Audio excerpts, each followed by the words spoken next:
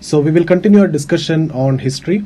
We have reached up to 1924, right? So we have started from 1757 Battle of Plassey, and in the first session we have talked about 1757 to 1857.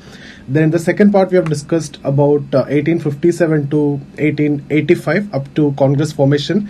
Then we have divided like this: 1885 to 1905 up to partition of Bengal we have discussed, and then we have discussed from 1905 to 1921, and in this phase we have discussed about partition of Bengal, Swadeshi movement, Surat split, militant nationalism, phase 1, that was in 1908 to 1911. And then we have discussed about World War I, okay, and we have discussed about Khadar Party, Kamagata Maru incident, Continuous Passage Act, Defense of India Act. We also talked about release of Tilak from jail and reunification of Congress in Lucknow session. We have discussed about Lucknow Pact, 1919 Government of India Act, and I've told you Congress was not satisfied with that 1919 Government of India Act and rejected or did not contested or participated in the election in 1919, and 1924 the next election was due, so there was a debate between Swarajist and no changers whether to contest election or not. That also we have done.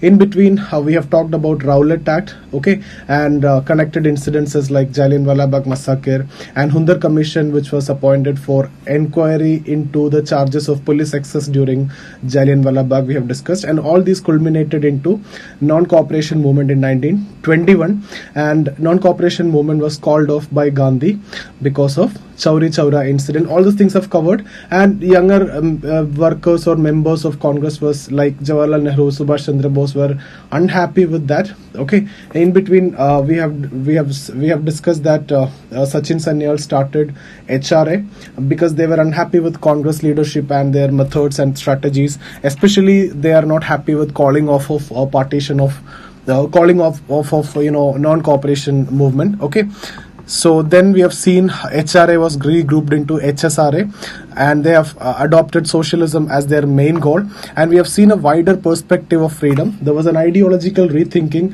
in militant nationalism during 1920s, which was reflected in the ideas of Bhagat Singh, and in fact I have given you that as a question, and we have spent a lot of time in discussing what was that ideological rethinking, right? It is all about true freedom. It is actually inspired from Russian Revolution. Merely overthrowing of British will give you political freedom, and that's actually what the demand of Congress, and till now even militant nationalist was also trying to overthrow British, but that alone will not be enough. That won't give you true freedom. True freedom means when all the kinds of exploitation of man by man should end. Okay, that means you need economic equality and you need social freedom. So true freedom comprises of political freedom, social freedom and economic freedom, and for that you need large scale land reforms and all those things we have discussed. So that's the ideological rethinking among militant nationalists during 1920s, which was reflected in the ideas of Bhagat Singh. We have discussed about Kakori train robbery, which was a major setback for HRA, and we have also talked about Surya Sen. We have discussed about Chittagong armory raid, and all those things is what we have covered so far. Now here in this session I will be talking about Nehru Report, which is very important from both prelims as well as mains point of view, and along with Nehru Report we'll briefly mention about Simon Commission, and we will talk about Delhi proposals by Jinnah and Hindu Mahasabha demands also we will see. So this is what the agenda of today's session. So if you remember, I've told you already, 1927 Simon Commission came for discussion related to future devolution of power. It was a 7-member committee by the from the British cabinet, but the problem was there was no Indian representatives, and Congress actually rejected Simon Commission because of no representation from Indian side. Okay, and there was anti-Simon Commission protest, and in that the British SP Saunders went for a lathi charge, in that Lala Lajpat Rai got killed, and Bhagat Singh took revenge upon that, and all those things we have already covered, so I'm not getting into that details of Simon Commission and anti-Simon Commission protest, since we have covered as part of when we discussed about militant nationalism in North India or as part of HRA. So here now, when a Simon Commission was rejected by Congress, now British government told the Congress that you come up with a formula for devolution of power, but there is a condition that formula should be acceptable to all sections of Indians. So when I'm talking about all sections of Indians, now Congress can come up with a devolution formula, but it has to be acceptable for Muslim League and also to be Hindu Mahasabha and also princely states. But the problem here is, if it is acceptable to Muslim League, it may not be acceptable to Hindu Mahasabha, and if it is acceptable to Hindu Mahasabha, it may not be acceptable to Muslim League, and in case if it is acceptable to both of them, princely state may not agree with that. So British government clearly know about this, so they know that it is impossible that the Congress can come up with a devolution formula which is acceptable to all. So they challenged the Congress to come up with a devolution formula, and Congress accepted this challenge and they appointed the committee under Motilal Nehru, and that's what Nehru Report.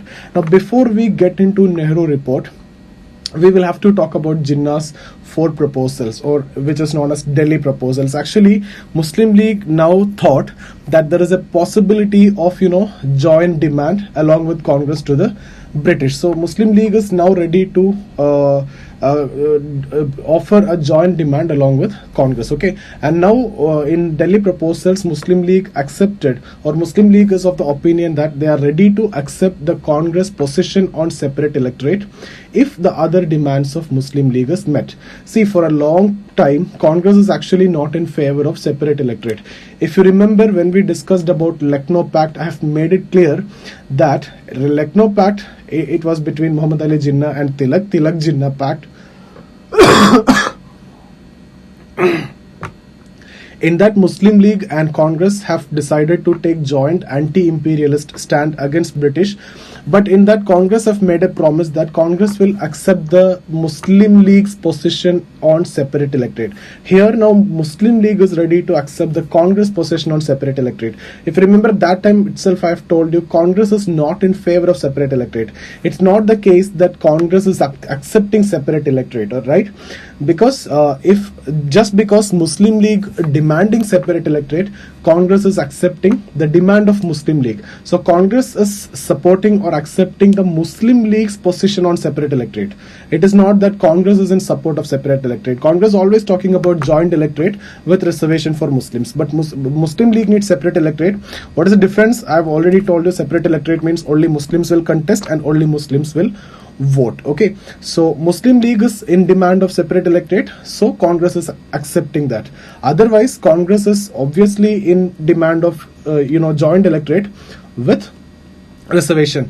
Now Muslim League is ready to go for joint electorate with reservation, or Muslim League is now ready to take the stand of Congress, or Muslim League is now ready to accept Congress position on separate electorate, but Muslim League is having certain other demands. The 4 demands is what we need to discuss here, and I'll discuss that in detail. I'll tell you the logic behind all these 4, and then we'll write down, and then we will move on to Hindu Mahasabha demands also. Okay.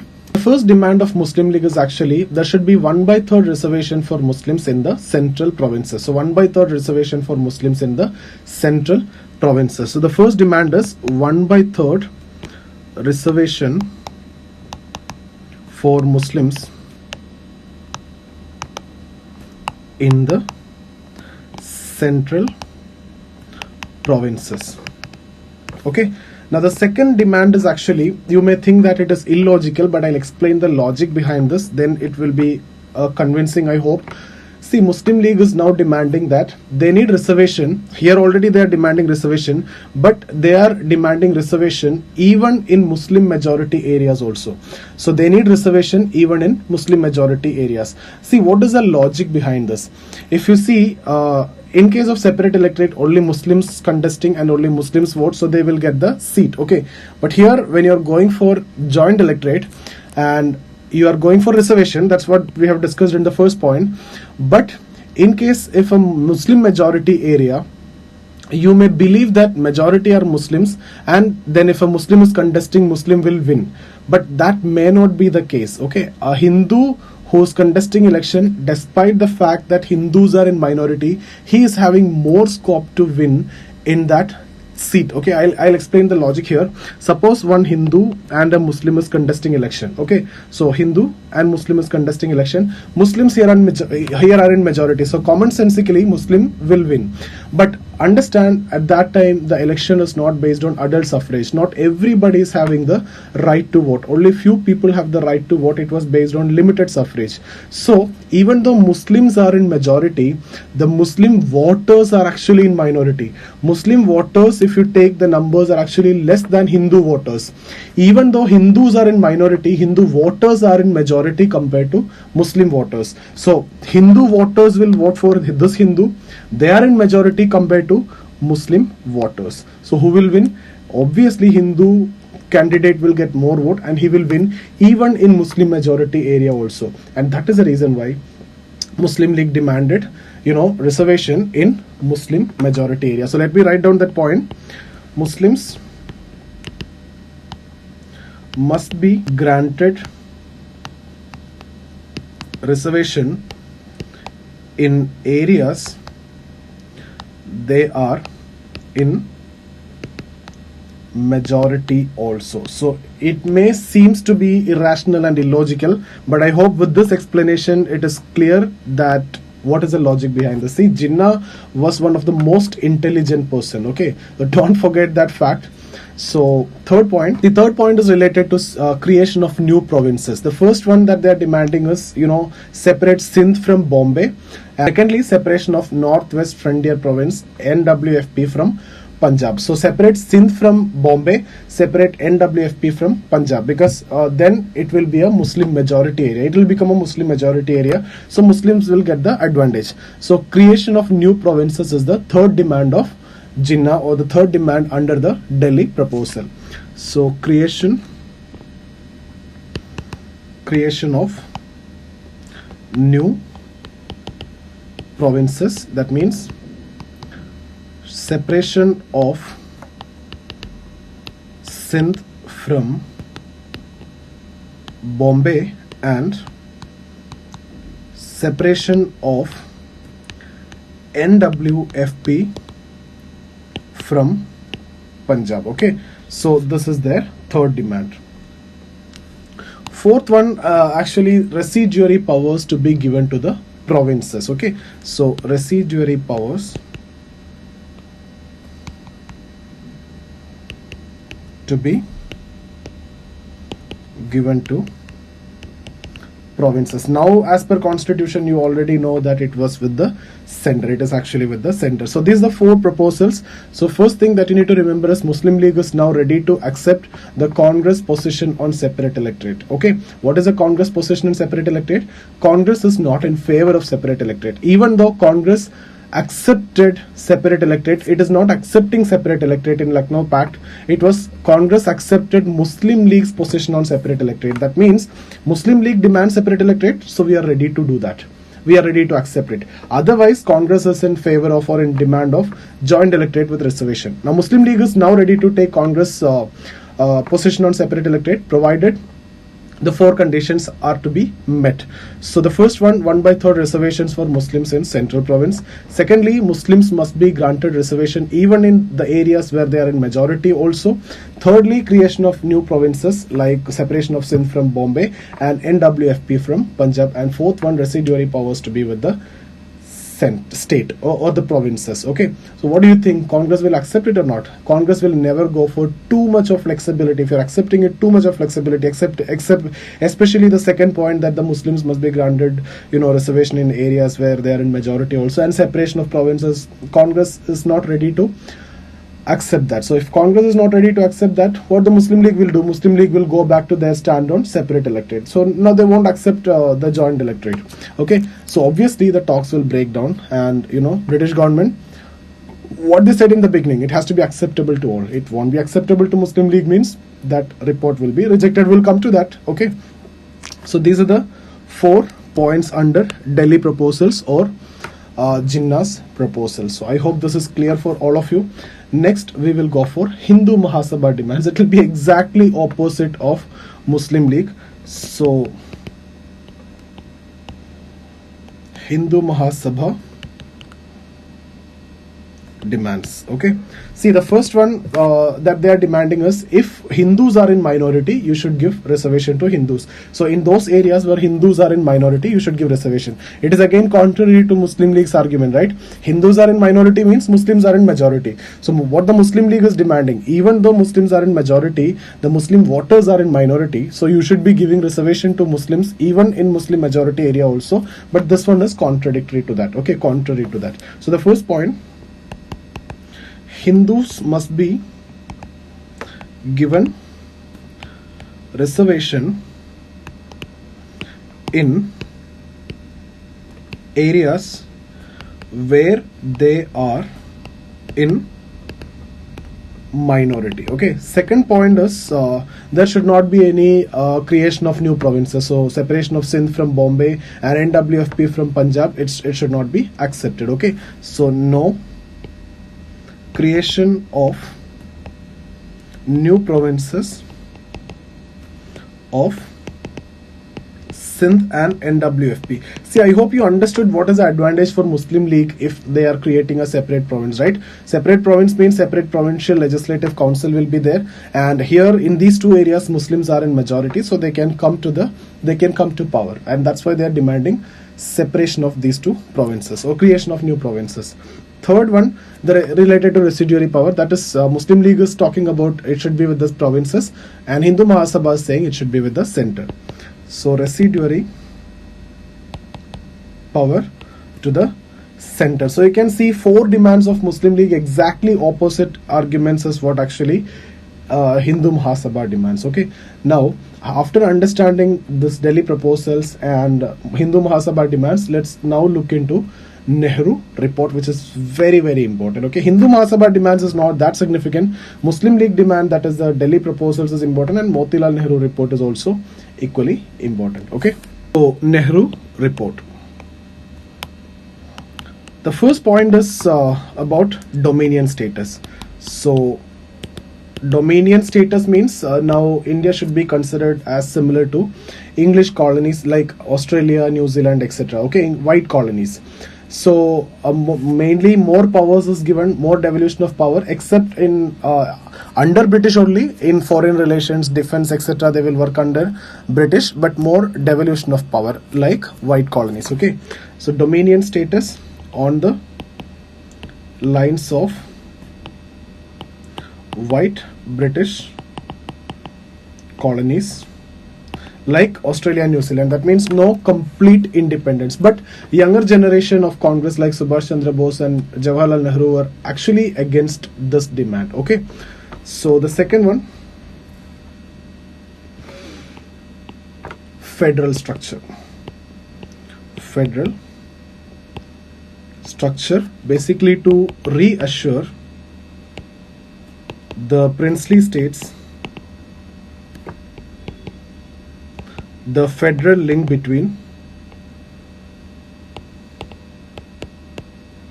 British administered territories and princely states ruled by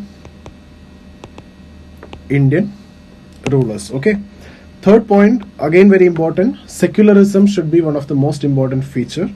So secularism would be a feature of state policy. Fourth point is very important. It is related to fundamental rights. So 19 fundamental rights. So it is in the Nehru Report for the first time fundamental rights actually introduced. In that context, it is very important. First time they're actually talking about fundamental rights under Nehru Report. Okay, so introduction of fundamental right, and in that, you know, right to education from the age of 6 to 14, and it was a recommendation in Nehru Report, which was in 1928, and it became a fundamental right in 2002 through a constitutional amendment bill. Okay, not even in 1950. Okay, it was in 2002. Which amendment? 86th constitutional amendment. Which article? 21. 86th constitutional amendment. Okay, so this is the fourth point. Fifth one, related to electorate. So Congress position on electorate, that is joint electorate with reservation for minorities. So joint electorate with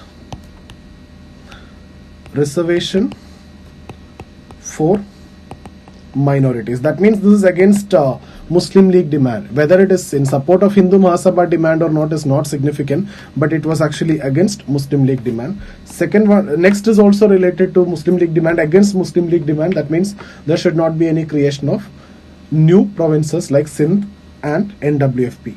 Rejected the demand for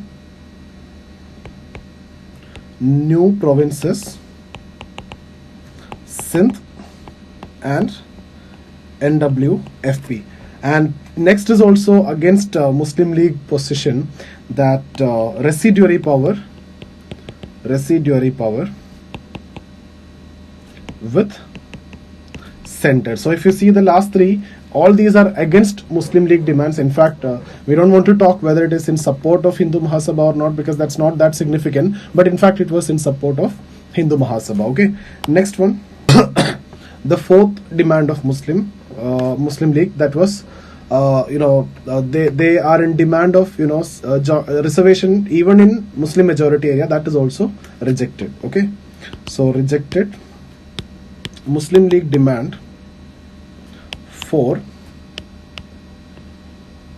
reservation in Muslim majority areas. Okay, so we will go for a quick recap of this. Dominion status similar to the white British colonies. That means under the British you will work, but more devolution of power. Okay, and then federal structure, basically to reassure the princely state that the federal link between British India and the princely states. If you remember, after 1857 revolt, there was a Queen's proclamation. Under that, the Queen promised that there won't be any further annexation, and in fact it was a gentlewoman promise. There was no such annexations after that. And if you remember 1877 Delhi Darbar, I've discussed that the princely state rulers tried to appease the Queen Victoria, who came to India, despite the fact that the millions of Indians are suffering due to famine at that time, but huge amount of public money was spent to welcome Queen Victoria, to appease the Queen so that she won't go for further annexation. And they never went for further annexation, and 1/3 of India remained independent, or remained as princely state. In fact, that became a problem after independence. We were working very hardly to unite them into the country. Okay, so next is secularism would be a feature of state policy. Then fundamental rights was introduced. Now next 4 points are actually against the Muslim League. Okay, so except the first one, joint electorate with reservation for minorities. Yes, they have given reservation for minorities, and that is one of the demand. This rejected the Muslim League demand for new provinces. Okay, then residuary power, Muslim League demanding it should be with the province, but here it is center. Rejected Muslim League demand for reservation for Muslims in Muslim majority areas also. So these are the points which you need to keep in mind. These are important points. Otherwise, some other points you may see, but not that relevant. But from exam point of view, whether it is mains or prelims, from here you will get the question. So I hope you understood it clearly. Now you will clearly know the outcome of this report, right? It is against Muslim League demands. It is against Delhi proposals. So do you think Muslim League will support it? No. So they went back to their previous stand on separate electorate. So they are in need of separate electorate now, and that means the talks break down. So British government announced that this is not going to be possible, because you are not coming up with, or you are asked to come up with a report which is applicable to all sections of Indians. So they were very clear that it is impossible for Congress to come with that. Okay, and since Muslim League rejected it, the British government also rejected Nehru Report, and then Congress actually gave 1 year time to look into this report. And in 1929, I've told you already this one, 1929 Congress, under the leadership of Jawaharlal Nehru, when he became the president, demanded Purna Swaraj, or complete freedom, and in 1930 Jan 26 to be celebrated as Indian Independence Day. Okay, now what is the significance of Nehru Report? So let me write down 2 points here. Significance of Nehru Report. Firstly, it is actually the first attempt by Indians for a devolution of power formula. So this was the first attempt by Indians to draft a framework for devolution of power to India. So this was actually the first attempt by the Indians with respect to devolution of power. Okay, we have seen different acts, 1909 Council Act, 1919 Government of India Act, and all those things are related to devolution of power, but not up to the demand or expectations of Congress. And this was the first attempt by the Indians. Even when we discussed about Simon Commission, there was no representation from Indian, and that actually angered and annoyed the Congress leaders. Next one, the deliberation on federalism. You can see this is a feature of Indian Constitution now. Secularism and the need to recognize fundamental rights begun with this report, and these ideas are enshrined in Indian Constitution as well. Okay, so these ideas are there in Indian Constitution: the federalism, secularism, and the concept of fundamental right. It was in 1928, and after this Congress gave 1 year deadline, and in 1929 Congress under the leadership of Jawaharlal Nehru passed Purna Swaraj resolution in which session?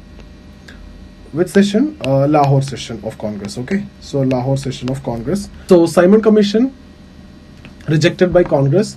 Motilal Nehru was appointed as a president for further devolution of formula to prepare, and it was not acceptable to Muslim League, so it was actually rejected by British government. Okay, now Gandhi will come up with his 11 demands. So next we will be talking about Gandhi's 11 demands. Okay, so this 11 demands is very important. From different areas the demands will come, and then after that Gandhi will go for civil disobedience movement, and then we will have 3 roundtable conferences. So this is what actually we are going to discuss in the next session. I'll talk about this 11 demands, and then we'll talk about Dandi March or civil disobedience movement, and we will complete it with roundtable conferences. If you have any doubt in any of the discussions, you can get in touch with me here.